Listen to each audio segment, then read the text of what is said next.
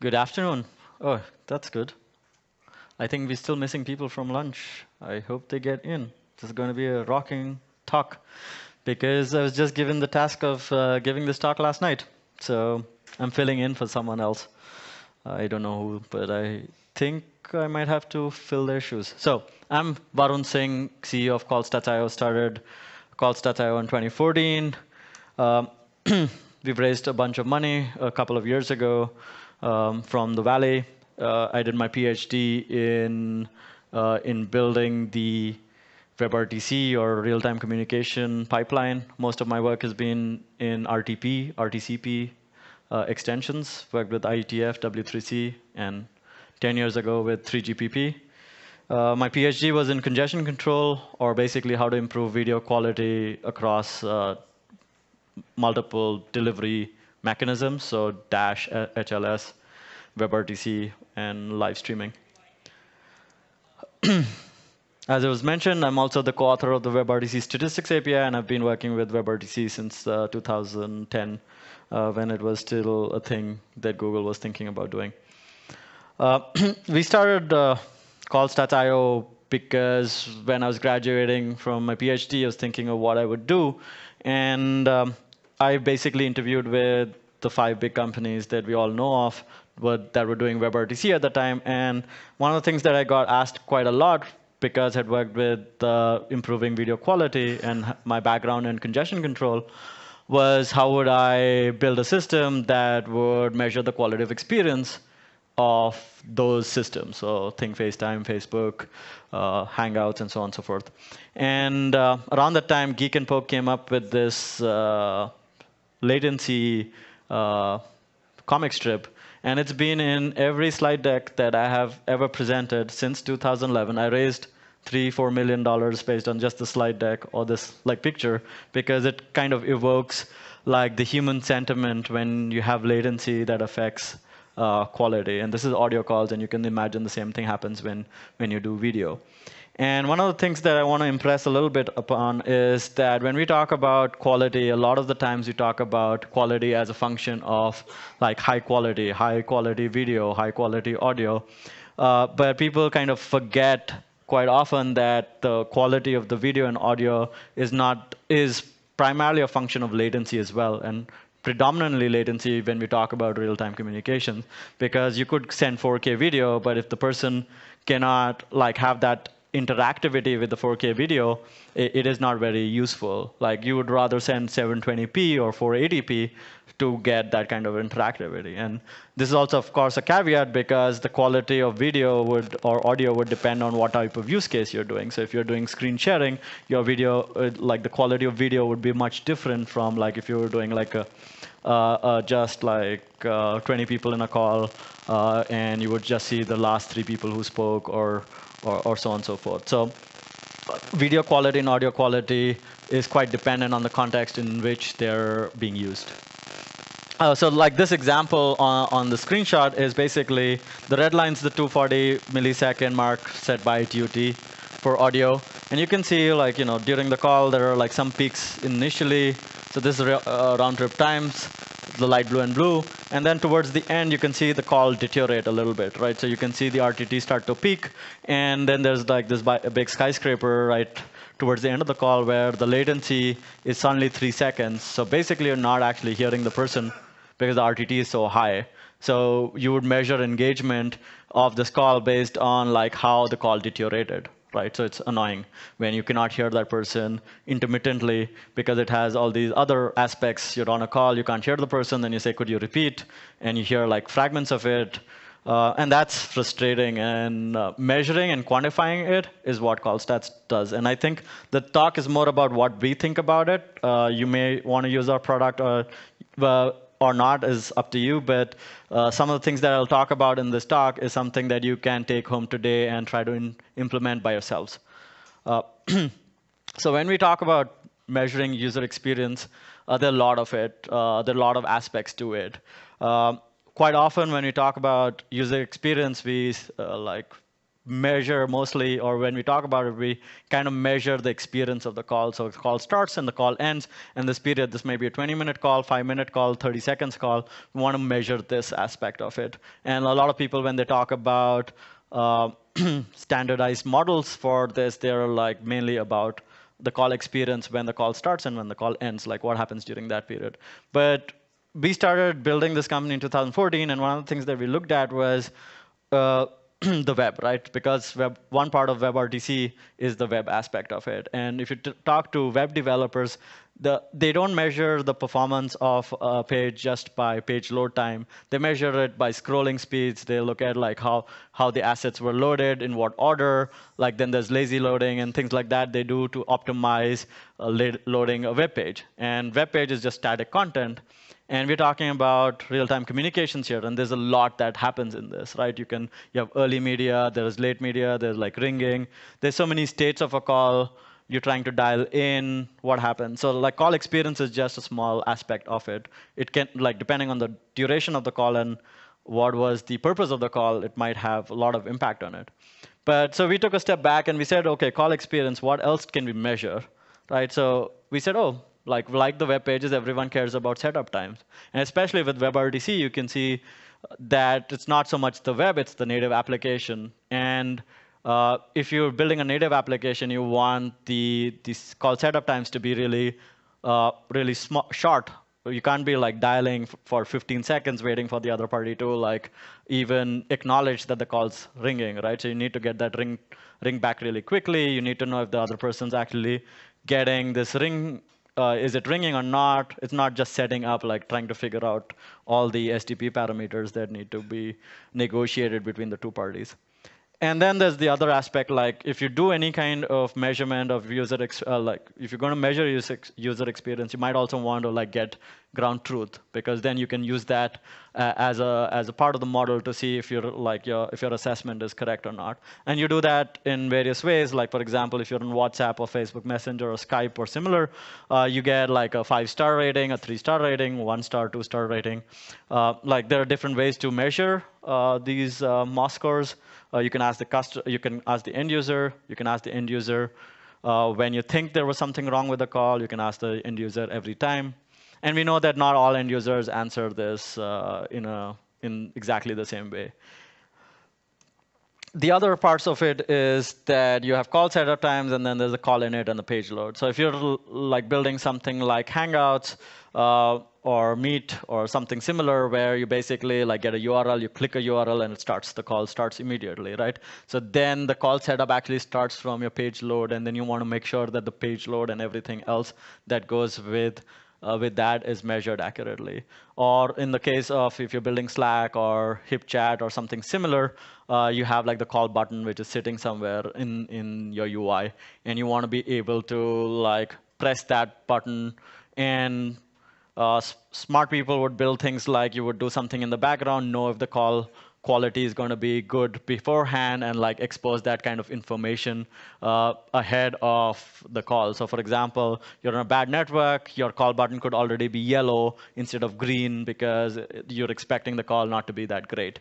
And you might infer that information from the previous calls that you made, or like some other network tests or measurements that you did before the person was going to engage with the UI.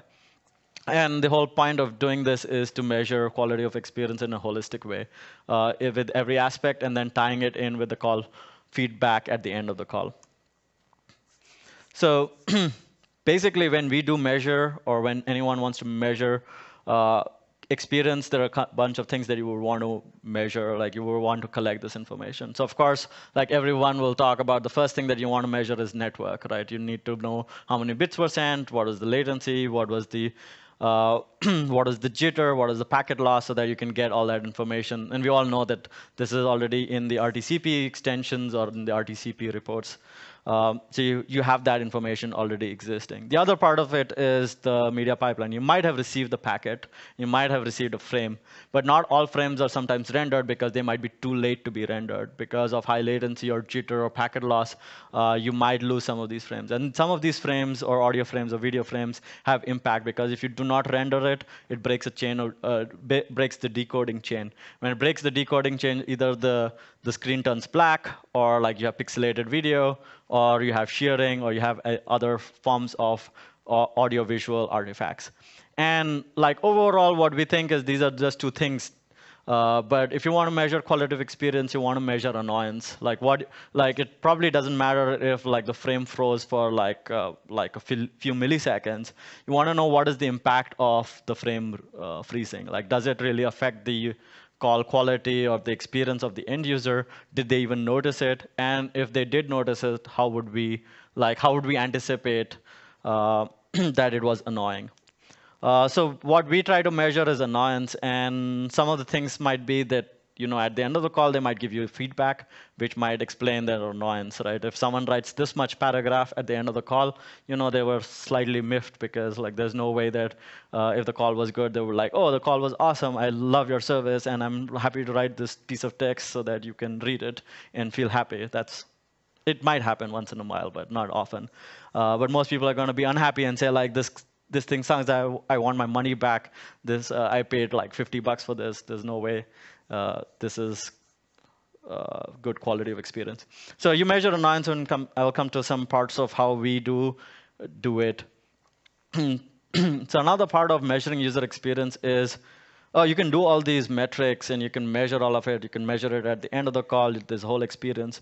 But intrinsically, when there are two people in a call, there's a lot of dynamicity in the call. Like there is, like for example, in this call, there's Alice and Greg, and they're present for the whole duration of the call. And you want to know, you can measure everything at both ends, but you want to figure out like is every stream from every person important? Like if it is true, then we should be able to like figure this out. So for example, like some of the things that we did initially, Alice and Greg are present and they're sending video all the time, but they're not speaking all the time. Like if they're speaking all the time, they're probably not listening. But most conversations or most conference calls or any form of call, there's like some kind of like one person speaks, then the other person speaks, or one person speaks for a long period of time, and then someone asks a question, then another answer. So there might be different durations. For simplicity, I'm showing like Alice is speaking, then Greg is speaking, then Alice is speaking. So you can actually measure this, right? You know when people are speaking. And you can also see what was received at Greg, right? So Alice is speaking, you measure what Alice was, what all the metrics related to Alice's speech and audio-video metrics, and then you can see what Greg was receiving relative to what Alice was, like the measurements at Alice's end. And the same way you can measure Greg and Alice, Greg's speech at Alice's end. Once you have all this information, you can actually say that when Greg was speaking, he was probably also looking at Alice's video. So at this point, it is important to see what is Alice's video. And when Greg was speaking, Alice was looking at Greg. So you want to like make sure that all the things that like all the video from Greg while Greg was speaking was important. And then you can do AV audio-video sync or out-of-sync measurements. You can see if the audio and the video is playing at the same time. If they were out of sync, was the out of sync constant? Because humans are really good at tolerating out of sync because we're kind of used to somewhat. There have studies been done where we know, for example, humans, if we see lightning and hear lightning, we're very sure of this will happen. We see lightning, and then a few seconds later, we hear lightning. So it's the same with video. If someone speaks, and then you hear the audio related to what they were saying, like that's tolerable. But if it's the other way around, you hear their speech, and then they mouth the words, that's really annoying. And this is just social studies that have been done in the past. So we can like build stuff on top of this because these are observations that have already been made. And the other thing is that if the out of sync is constant, people can tolerate it. But if it's out of sync, then in sync, then out of sync, or in sync, again, it's super annoying.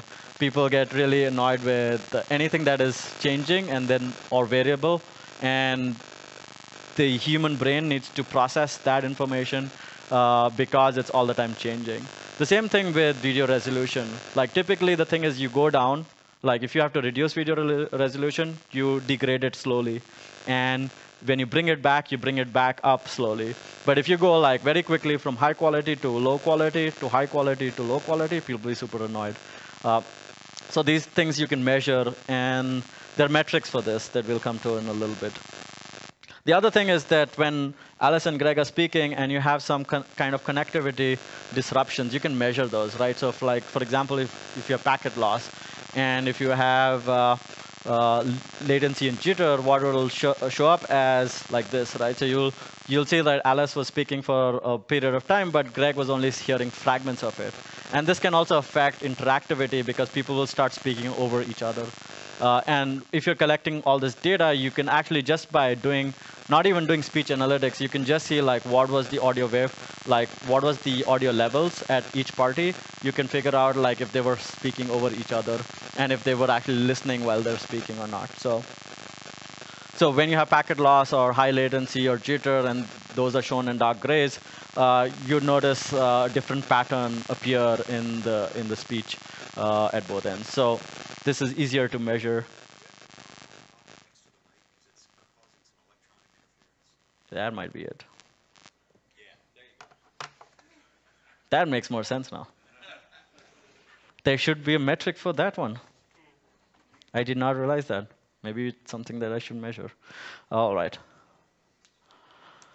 Right. So as I said earlier, so there's things where there are conversations where Alice and Greg would speak in tandem. There's some interrogation modes where Alice would say something, then Greg would answer for a longer period. Then Alice would speak for a little bit, and then Greg. And then you can see like for these kind of conversations, like the first one you would say like how do you measure and how would you summarize this call? The first one you would say like Alice and Greg speak for most periods equally, so they should have equal say in the quality. But if it was mostly like Alice asking the question and Greg answering it, then what Greg was saying, it's more important to measure Alice's perception of Greg because the quality score should bias towards that as opposed to like doing like equal average of both. So these are things that people can already do today by just taking conversational dynamics into account. There are other aspects of it, like sometimes you might be listening to someone speak, but the video on stage, typically in multi-party calls, you might have like 5 or 6 people. The person who's speaking might not be the person on stage because there might be video coming in from like the slide deck, or there might be a slide deck and a person. There might be a person speaking. So you have to take into account who's on stage, who's speaking, whose video is important. And these are all aspects that you could take into account if you build your own systems, or if you have control over the UI. So if you have control over the UI, you should be able to measure all these things. As I said before, it's not just about measuring. You also want to know if there is perceptual, like if you want to measure annoyance, typically annoyance manifests in some kind of action from the user.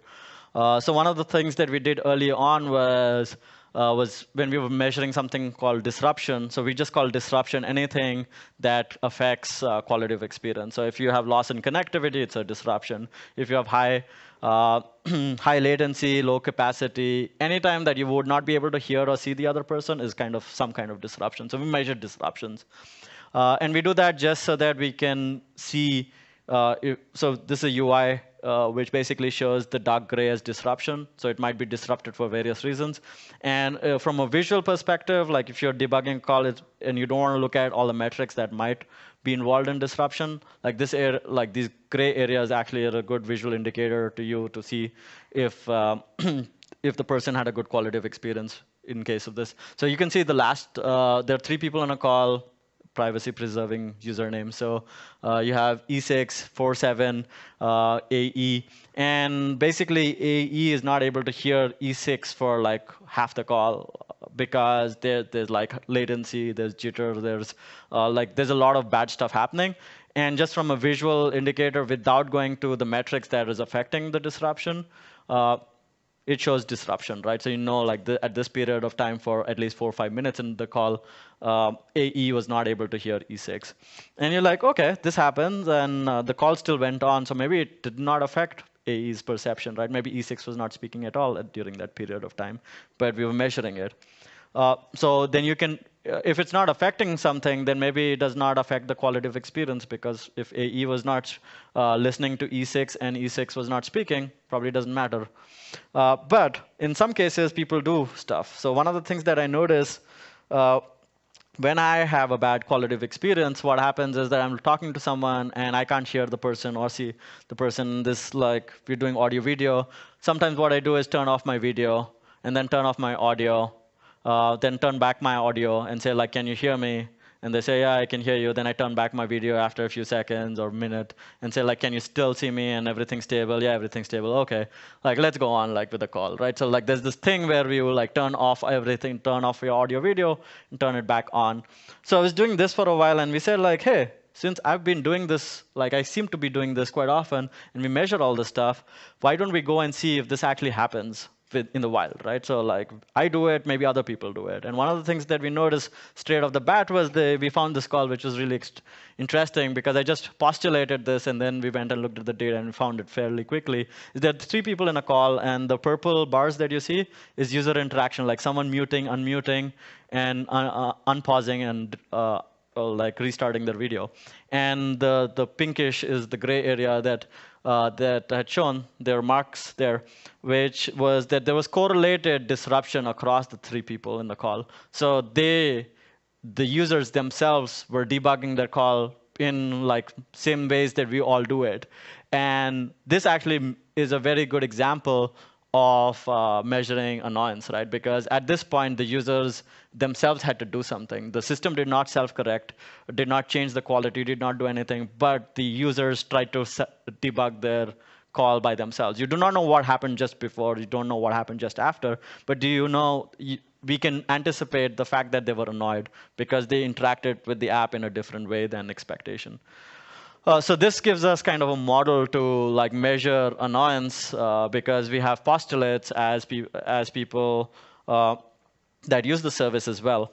And once you have models like these, you can actually go out and see, like, how often did it happen. And if there's like high frequency of these things, then it is more annoying than when they don't happen, right? So that gives us a good starting point to start measuring user experience. And then there, of course, as I said, you close the loop on this whole thing by actually asking the question in the end.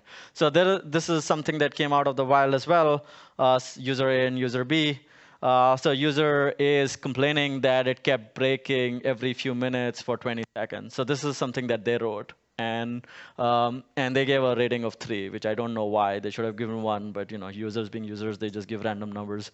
And I think it's also bad that people like Uber have totally created this phenomenon. Like, if you give a 3 or 4, it asks you so many questions. Like, no, I don't want the driver to lose their job, so I'll give a 4 or a 5, because you know that the driver's ratings below 4 are fired. So you're like, no, it was not that bad, as in I can't give him a 1 or her. And so you end up giving people 4s when they should have gotten 1, but so that translates to other parts of life as well. So they come onto some services and give a 3 or 4. So we don't trust these feedback, these ratings all that much, because you don't know. There are some situations where someone says 4, I did not hear anything. You're like, what?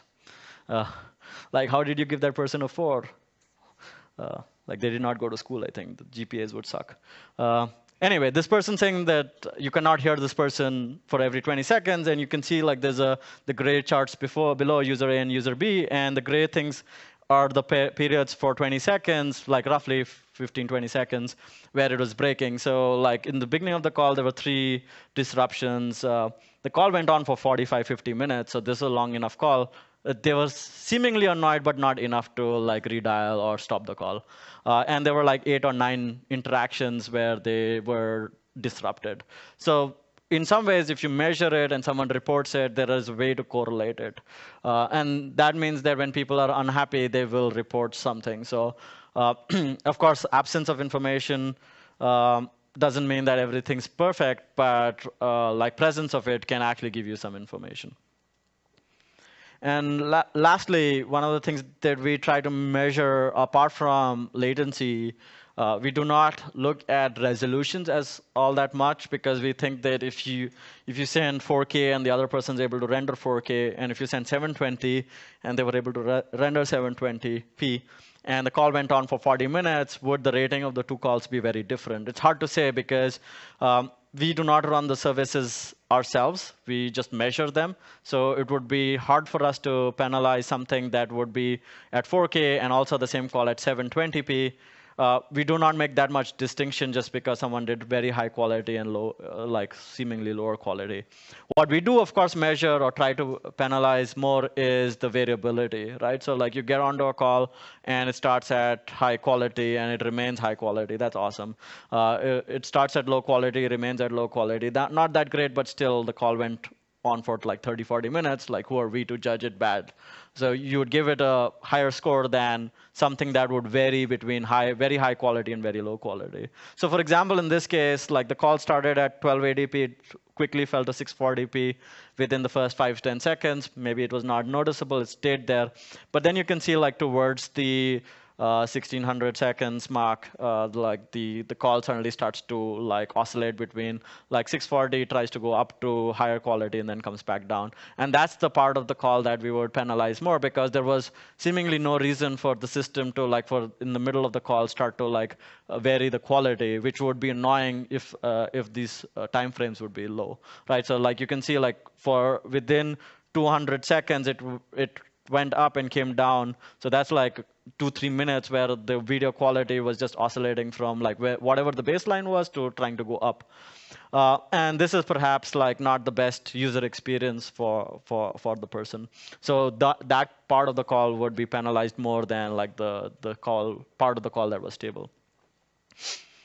So this is how we generally measure quality of experience. So this is something that you all could do because these are metrics that are freely available. We wrote the WebRTC statistics API so that everyone could build stuff on top of it. So I encourage people to go out and play with the WebRTC statistics API and also like try to think about quality of experience as measured by those APIs. And if you come up with something cool, I would love to hear your feedback, present it. We would probably also give more feedback to the community based on what their measurements are. So, so that was how we measure quality of experience. The other thing I wanted to do was quickly go through some aspects of results, like what we've seen in the wild. One of the things that we noticed early on was that when we measure quality of experience, we also want to know what happens before the call. Sometimes people ask for debugging the call afterwards. So we built something like fast.com, network call stats.io. It does like a speed test, a bunch of active tests against our turn service, just to get a sense of like how the connectivity is at those endpoints.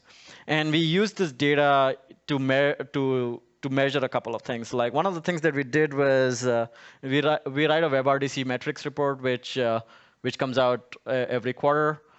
This was from last year. And one of the things that we noticed was the P2P RTT was much lower than the bridge RTT or like infrastructure RTT, which makes sense because two people can be in the same room or not too far away. Like for example, two people in Chicago, their RTT is expected to be small if they do peer-to-peer. If they do like run on Twilio or something similar, it depends on where the infrastructure would be. You would see some significant RTT. It would either go to the East Coast or the West Coast. It would be like tens of milliseconds. So you see that the blue line, light blue line is like very nice smooth curve. You see the bridge, which starts off to the right because the bridges are always not very close to people, and it's to the right. And what you see is the gray line in between, which is the turn servers. And turn servers are only used typically when you have firewalls that they can't pass through. And for most part of it, it is like the peer-to-peer. And then you see like this kind of situation happen where it goes like from one end to the other. So it's an S curve, right? So it goes from looking like peer-to-peer and suddenly starts behaving like a bridge. So that means that the turn servers are perhaps not close to the people anymore. And we were like, oh, that might be like they were close and then they were not close, right? So like there were people in San Francisco and things went to Oregon and people were happy. And then people in the middle of the country did not have to send their data to the side. So that's what happens. And then we were like, yeah, perhaps that's fair assessment. What is our pre-call test? So one of the things that we had implemented at the time was that as soon as you make a call, before you start the call, which we are measuring, we would do some pre-call tests against our own turn server. So it would not give you any information unless you were sending it to the same infrastructure or similar infrastructure, or the call was routed to the same thing. But it's like Doppler. It's like it's a Doppler test. You measure something on something else, and you do an independent assessment over another place you send the data to, and you say like, oh, was this the same? And if it's the same, then you know it is closer to the edge, right? And if it's further, then it's probably more in the infrastructure side. Like maybe the ISP that you're sending it through was doing something. But if it's really like if both the tests are exactly the same, have the same behavior, then maybe the problem's closer to the home network, for example, or very close to the DSLAM, like it's closer to the edge than towards the end. So we did that, and we said, OK, so the blue-purple curves are ours, like tests. And as you can see, everything's to the right. So it's an infrastructure. It's kind of globally available. It's on 4 or 5 continents. Almost available everywhere except for, like, I don't think we have anything on in Africa. So you see that for peer-to-peer, peer-to-peer does better than our infrastructure most of the time because like that's what it's supposed to do most of the time. So 90% of the peer-to-peer traffic is better than our pre-call test. Awesome. People are talking close to each other. But the other thing that we noticed was that our infrastructure is closer than the bridge infrastructure. This may be free switch or Asterix or Jitsi, Janus, something similar. And for 30% of the cases, they were better or comparable, but for 70% of the cases, they were not really good. So 50% of the cases, our infrastructure was closer than the thing that we were measuring. So we reported this to a lot of people, and we said, this is happening. And the reason why this was important was because we measured quality of experience. And one of the things that we noticed was that when people were on the same continent, the quality was really high. When people were not on the same continent, it was not that great. But that kind of makes sense because if there's a person in India calling a person in US, like distance makes a difference. Like you're going over much more part of the internet, and you might not have full control over it. So skewing to the right is kind of expected. But we also noticed one more strange fact, that the fact that our pre-call tests had lower latency compared to like the bridge was always throwing us off. So we said, let's do this analysis. Like, what if the infrastructure was placed incorrectly? Because if the infrastructure is placed incorrectly, it might show that if we have a better infrastructure, then people should aspire to build better infrastructures as opposed to like wherever they are today. So we came up with a metric which is called hairpinning metric, which basically means that you're sending like 2 people in, let's say, Southeast Asia, like their traffic's getting routed to, let's say, west coast of the US, just because you have infrastructure on the west coast of the US, and your product's being used in Asia. And maybe you do not care or you did not know of it, like their traffic is so small that you do not want to put infrastructure there. But just to know how big that problem is a good way to know is to measure it first and then figure out how big that problem is. Is it like 1% of your traffic, 5%, 15%? Maybe at some point it's going to be big enough for you to actually like put out some infrastructure in that place. So what we noticed was that 30% of this problem was in 2 minutes, or 0, 1. Oh, OK, I'll just show some quick slides. So 30% of the problem was in Asia and Oceania, 50% in South America, 10% in the US and Europe, and even some in Africa. But actually, what we noticed in Africa was that like our servers were like really far away from most of it. But most of the RTTs were really small because most people actually end up doing peer-to-peer in Africa for some reason. Because I guess there's not so much cloud infrastructure, and most of the cloud infrastructure is owned by some local providers, which tends to mean that most people end up doing peer-to-peer based on our observation of the users that we have. Like we don't have that many users or services in Africa.